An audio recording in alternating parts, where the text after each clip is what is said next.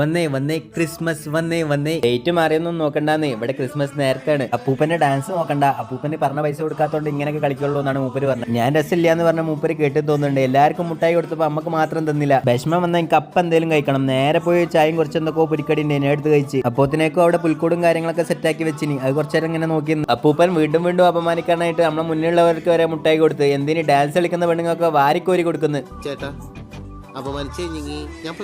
ഞാൻ പറഞ്ഞില്ലേ വിഷമം വന്നാൽ എനിക്ക് അപ്പ കഴിക്കണം. തിന്നാൻ കിട്ടുന്നൊക്കെ പ്ലേറ്റിൽ വാരിക്കോരി എടുത്ത് പിന്നെ അങ്ങ് ഫുഡ് തട്ടലോട് തട്ടലേണി. നിങ്ങൾ വിചാരിക്കുന്നുണ്ടാ ഈ പയ്യ അമ്മാരി തീറ്റയാണെന്ന്. ഞാൻ മാത്രമല്ല അവരെല്ലാവരും തട്ടണമെന്ന് പറഞ്ഞു. നമ്മളെ തീറ്റ മാത്രം കാണണ്ട, കുറച്ച് പാട്ടൊക്കെ കേട്ടോളൂ. മൂന്ന് കണ്ടിട്ട് ഒന്നും വിചാരിക്കരുത്. എന്തേലും പരിപാടിക്ക് പൈസ കൊടുത്തു കഴിഞ്ഞാൽ അത് വസൂലാക്കില്ല, നമുക്കൊരു സമാധാനം ഉണ്ടാവില്ല. പിന്നെ ഇൻസ്റ്റയിലിട്ട് മെയിൻ ആവാനും വേണ്ടി നല്ലൊരു വീഡിയോന്റെ ഐഡിയ പറഞ്ഞു കൊടുത്ത് ബാക്കി നിങ്ങൾ കണ്ടോളി. യോ